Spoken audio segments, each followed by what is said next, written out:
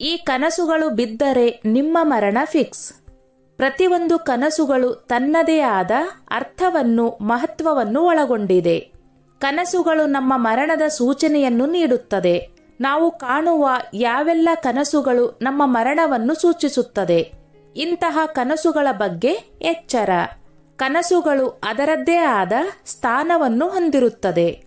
ನಾವು ಕಾಣುವ ಪ್ರತಿಯೊಂದು ಕನಸುಗಳು ಖಂಡಿತವಾಗಿಯೂ ನಮ್ಮ ಜೀವನದೊಂದಿಗೆ ಅಗಾಧವಾದ ಸಂಬಂಧವನ್ನು ಹೊಂದಿರುತ್ತದೆ.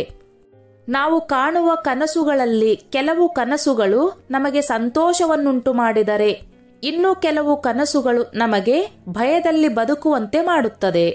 ಇನ್ನು ಅನೇಕ ಬಾರಿ ನಾವು ತುಂಬಾ ವಿಚಿತ್ರವಾದ ಕನಸುಗಳನ್ನು ನೋಡುತ್ತೇವೆ. ಅದರ ಅರ್ಥವನ್ನು ತಿಳಿದುಕೊಳ್ಳಲು ತುಂಬಾ ಕಷ್ಟವಾಗಬಹುದು. ಆದರೆ ಸಾವಿನ ಅಥವಾ ಮರಣದ ಕನಸುಗಳು ಯಾವ ಅರ್ಥವನ್ನು ನೀಡುತ್ತದೆ? 1. ಕನಸಿನಲ್ಲಿ ದಕ್ಷಿಣ ದಿಕ್ಕಿನ ಕಡೆಗೆ ಹೋಗುವುದು. ನೀವು ಒಂಟೆ, ಹಾವು, ಕತ್ತೆ ಅಥವಾ ಎಮ್ಮೆಯ ಮೇಲೆ ಕುಳಿತು ದಕ್ಷಿಣ ದಿಕ್ಕಿನ ಕಡೆಗೆ ಹೋಗುತ್ತಿರುವಂತಹ ಕನಸನ್ನು ನೋಡಿದರೆ, ಅಂತಹ ಕನಸುಗಳು ನಿಮಗೆ ಬಹಳಷ್ಟು ತೊಂದರೆಗಳನ್ನು ಉಂಟು ಮಾಡುತ್ತವೆ. ನೀವು ಸದ್ಯದಲ್ಲೇ ನಿಮ್ಮ ಮರಣವನ್ನು ಆಹ್ವಾನಿಸುವುದಾಗಿ ಹೇಳುತ್ತದೆ. 2. ಕನಸಿನಲ್ಲಿ ದೇವರ ಕೋಪ. ನಿಮ್ಮ ಕನಸಿನಲ್ಲಿ ನೀವು ಯಾವುದೇ ದೇವರು, ದೇವತೆ ಅಥವಾ ರಾಜ ಇತ್ಯಾದಿ ಪ್ರಮುಖ ಜನರು ಕೋಪಗೊಂಡಿರುವ ರೂಪದಲ್ಲಿ ನೋಡಿದರೆ, ಅಂತಹ ಕನಸುಗಳು ಬಂದಾಗ ನೀವು ಎಚ್ಚರದಿಂದಿರಬೇಕು. ಅಂತಹ ಕನಸುಗಳು ನಿಮಗೆ ಗಂಭೀರವಾದ ಅನಾರೋಗ್ಯವನ್ನು ಉಂಟು ಮಾಡಬಹುದು. 3. ಕನಸಿನಲ್ಲಿ ಎಣ್ಣೆ ಕುಡಿಯುವುದು.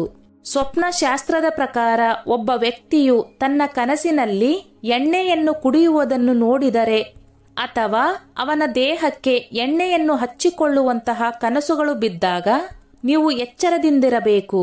ಅಂತಹ ಕನಸುಗಳು ಭವಿಷ್ಯದಲ್ಲಿ ನೀವು ಬಹಳಷ್ಟು ಆರೋಗ್ಯದ ಸಮಸ್ಯೆಗಳನ್ನು ಎದುರಿಸುತ್ತೀರಿ ಎಂದರ್ಥ. ಈ ಕನಸುಗಳಿಂದ ಮುಂದಿನ ದಿನಗಳಲ್ಲಿ ನೀವು ದೈಹಿಕ ನೋವನ್ನು ಅನುಭವಿಸಬೇಕಾಗಬಹುದು. ಕನಸಿನಲ್ಲಿ ಪರ್ವತ ಬೀಳುವುದನ್ನು ನೋಡುವುದು. ಒಬ್ಬ ವ್ಯಕ್ತಿಯು ತನ್ನ ಕನಸಿನಲ್ಲಿ ಎತ್ತರದ ಸ್ಥಳಗಳಿಂದ ಬೀಳುವ ಪರ್ವತಗಳು, ಮರಗಳು ಇತ್ಯಾದಿಗಳನ್ನು ನೋಡಿದರೆ ಅಥವಾ ನೀರಿನಲ್ಲಿ ಮುಳುಗಿರುವುದನ್ನು ಅಥವಾ ಬೆಂಕಿಯಲ್ಲಿ ಸುಟ್ಟು ಹೋಗುವುದನ್ನು ನೋಡಿದರೆ, ಅಂತಹ ಕನಸುಗಳು ಗಂಭೀರವಾದ ಅನಾರೋಗ್ಯವನ್ನು ಸೂಚಿಸುತ್ತವೆ. ಕನಸಿನಲ್ಲಿ ಕೆಂಪು ಹೂವಿನ ಹಾರವನ್ನು ನೋಡುವುದು.